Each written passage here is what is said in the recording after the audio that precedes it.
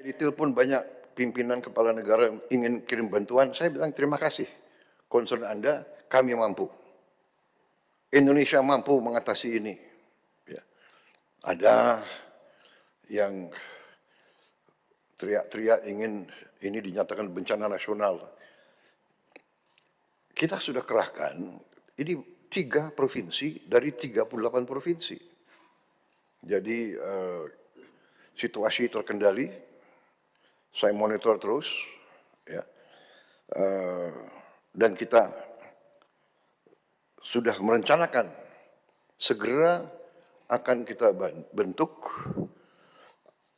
apakah kita namakan badan atau satgas rehabilitasi dan rekonstruksi. Kita lanjutkan dialog kami. Tadi pemirsa kita sama-sama sudah mendengarkan pernyataan dari Presiden Republik Indonesia Prabowo Subianto yang menyatakan bahwa Indonesia mampu menangani bencana. Mas Adam, jika Anda lihat apakah sampai dengan saat ini apa yang menjadi indikator bahwa Indonesia ini sudah melakukan penanganan di lokasi bencana khususnya di Sumatera? Saya berlandaskan Undang-Undang Nomor 24 Tahun 2007.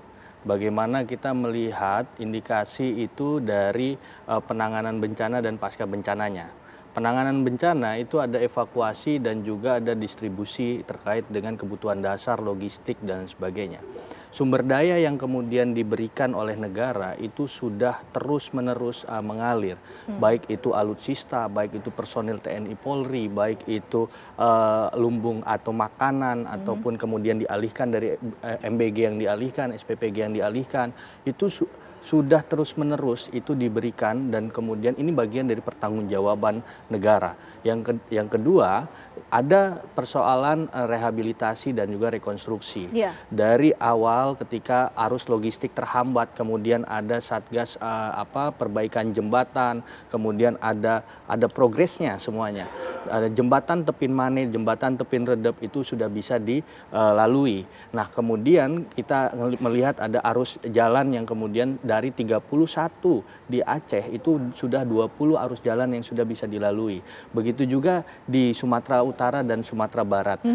Saya menyebutkan Aceh karena memang sangat berat di Aceh dengan 18 kabupaten kota di sana. Nah, kemudian di Kemendagri juga ada dukungan dari Pak Presiden sebesar 4 miliar. 3 hari setelah Pak Presiden memutuskan kebijakannya, itu kemudian sudah ditransfer untuk anggaran kedaruratan di masing-masing kabupaten kota di sana. Nah, selanjutnya ketika rekonstruksi itu juga ada anggaran 51,82 triliun yang memang sudah ditetapkan di R3P melalui BNPB. Nah, di sini juga diaminkan oleh Menteri Purbaya. Ada 60 triliun. Artinya kesiapan dan kesanggupan negara ini sudah dalam on the track. Ketika kita melihat Aceh di tahun 2004 misalkan, tsunami Aceh. Tapi ini kita berbicara sekarang? Ya, saya mau bilang bahwa ada bantuan asing ketika di Aceh saat itu 42,9 triliun. Dan negara hari ini untuk rehabilitasi dan rekonstruksi sudah menyiapkan anggaran 60 triliun. Artinya kondusivitas untuk mempersiapkan rancang bangun terkait dengan pemulihan pasca bencana itu sudah dilakukan dengan prepare oleh negara. Dan Pak Presiden juga tadi sudah menegaskan bukan hanya soal penanggulangan kebencanaan, tapi juga terkait siapa yang kemudian bertanggung jawab terkait dengan masalah-masalah itu. Artinya kita membahas dulu masalah pemulihan, Pak Haryanto. Langkah-langkah yang sudah diambil oleh pemerintah ini, menurut Bapak, apakah sudah tepat? Kalau dari sisi keilmuan kebencanaan, kita indikatornya itu pertama adalah stabilitas dan prediktibilitas. Ya, prediksinya bagaimana? Ya, itu sudah berjalan. Kemudian tadi sejalan adalah pengerahan sumber daya manusia dan sumber daya lainnya ya, yang sudah terbuka. Itu di manajemen bencana nomor 1 itu. Dan yang juga menjadi bagian terpenting di situ adalah negara hadir menunjukkan bahwa kedaulatan negara itu ada. Ya. Dan yang terakhir, indikator terakhirnya adalah transisi ke fase pemulihan. Oh, ini berat sekali, Mbak, karena di situ ada yang disebut dengan pertama ada recovery disaster ekologi, recovery disaster humanitarian, recovery disaster sosial, ya, recovery disaster ekonomi. Oh, ini Pemulihannya banyak tahapannya ya? pemulihannya sih cuma Faktor-faktor. 6, Nah, cuma 6. Itu banyak, Pak. tapi rangkaiannya Ya. Lebih banyak dari itu. lebih dari itu, dan Bapak Presiden harus diberikan konsentrasi penuh di situ, ya, dengan tidak ada lagi istilah bahasa Inggrisnya peritilan-peritilan yang tidak perlu muncul dengan isu yang tidak-tidak, gitu ya, karena beliau sudah hadir, negara sudah hadir, Baik. ya, dan yang terpenting saat ini adalah bagaimana empati kita, ya, kepada masyarakat yang terpapar bencana, tapi juga ada sebuah kekuatan untuk tidak terulang kembali. Nah, saya khawatir ini. Kenapa? Karena siklon Senyar ini kan mundur, kalau kita lihat ada siklon Seroja, Seroja, Dahlia, dan jatuhnya di bulan November juga. November. Ya kan? 2021. Siklon Seroja itu muncul dari siklon Cempaka 2017. Jatuhnya dekat-dekat juga. Sebelum siklon Cempaka ada siklon Bakung 2014. Nah, ini diperlukan sebuah sistem yang disebut dengan National Disaster Dashboard System. Sebagai bentuk mitigasi bencana tersebut. Sebagai bentuk PRB-nya. Baik, baik. Baik, Prof. Gun-Gun, yang kita ketahui langkah dari Presiden ini menarik karena menggunakan rapat terbatas untuk mengikuti laporan-laporan apa saja yang telah diambil, langkah-langkah apa saja yang telah diambil oleh kementerian ataupun pejabat terkait dalam menangani bencana ini. Dan ini pun bisa diakses oleh masyarakat. Ini dilaksanakan secara terbuka. Apa yang ingin disampaikan oleh pemerintah dengan langkah tersebut? Ya, ini kan informasi ini kan backbone ya.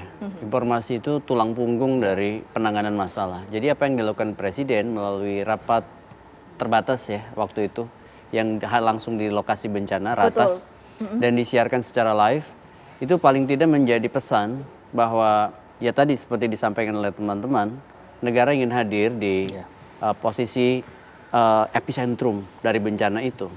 Tapi saya membayangkan gini Mbak Windy, jadi pada saat bencana itu terjadi, satu ruang yang cukup luas bolongnya adalah soal penanganan komunikasi publiknya. Komunikasi publiknya? Iya.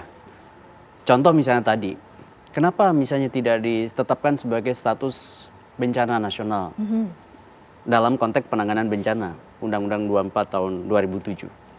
Ini kan butuh reasoning, butuh argumentasi, butuh alasan sejak awal. Kemudian saya membayangkan idealnya pada saat terjadi bencana ini ada yang disebut dengan, sebut aja crisis center, di mana informasi itu bisa disampaikan secara reguler. Jadi media ataupun misalnya sumber-sumber informasi yang mendiseminasikan kebencanaan di Sumatera ini bisa dapat informasi A1 atau informasi yang memang tepat dari sisi data, tepat dari sisi misalnya substansi, sehingga kemudian mendiseminasikan secara positif ke masyarakat. Baik. Membangun hope. Nah, ini kan ingat waktu COVID kan, ada regulernya informasi disampaikan Pak Sutopo misalnya. Ya. Nah, sekarang pertanyaannya, the leader of information dalam bencana Sumatera itu siapa? Ya. Orkestrasi narasinya itu siapa yang kemudian punya spokesperson yang ditunjuk? Tentu spokesperson bukan hanya satu. Bisa ad hoc melintasi ego-ego sektoral yang kemudian sebut aja ada KSP, ada BKP, ada Komdiji, ada pemerintahan daerah, ada kementerian-kementerian terkait. Nah, saya melihat ini tidak terorkestrasi dengan baik, sehingga kemudian wajar kalau berkejaran ya dengan informasi yang bubble isu yang muncul di sosial media. Baik. Nah, satu syarat bedanya pemerintah sebagai institusi yang punya infrastruktur seharusnya itu bisa dilakukan melalui kerja-kerja yang sifatnya institusional. Contohnya misalnya crisis center. Kemudian ada the leader of information-nya jelas. Narasinya apa? Day to day information ke masyarakat yang sehingga kemudian media seperti TV One dapat feeding informasi yang tepat guna, tepat sasaran, menggambarkan kebencanaan Sumatera. Dalam bayangan saya seperti itu, Iya. gitu. Baik, Mas Adam, ini kan berarti catatan yang penting Iya. agar tidak ada Betul. tumpang tindih Betul. komunikasi dan Betul. juga koordinasi di Betul. lapangan, Mas Adam. Iya, terkait dengan tadi saya menjawab terkait dengan komunikasi tadi, memang kemarin juga sudah ada namanya rapat koordinasi untuk crisis center ini. Iya. Artinya memang sekarang kita sudah untuk apalagi persiapan ini ya, pemulihan rehabilitasi dan juga rekonstruksi ini. Nah, ini kan butuh kefokusan yang betul-betul. Betul. Makanya kemarin Pak Presiden juga akan ada satgas atau badan terkait dengan proses percepatan pemulihan rehabilitasi dan rekonstruksi ini. Nah, tapi di sisi lain terkait dengan komunikasinya itu ada ya secara komunikasi kelembagaan pemerintah, ada tadi yang disebutkan, ada KSP, ada kemudian Badan Komunikasi Pemerintah, ada dari Kementerian Dalam Negeri juga, BNPB juga. Nah, ini memang yang paling utama adalah one gate data. Iya. Jadi one gate data ini terkomunikasi setiap hari Pak Betul. Presiden menerima laporan dari semua kementerian yang memang tadi yang disampaikan oleh Pak Presiden jangan menjadi wisata bencana. Jadi semua kementerian lembaga itu melaporkan apa yang sudah dilakukan di Aceh, di Sumut dan juga di Sumatera Barat. Baik, Pak Hardianto, Ya. apakah masyarakat juga membutuhkan informasi tersebut? Karena sebelum-sebelumnya seperti itu, satu pintu dan setiap malam itu masyarakat diinformasikan perkembangan apa saja Oh yang iya. dilakukan. Ditahan dulu Pak Hardianto, kita masih harus jeda sejenak. Pemirsa, kami masih akan kembali sesaat lagi.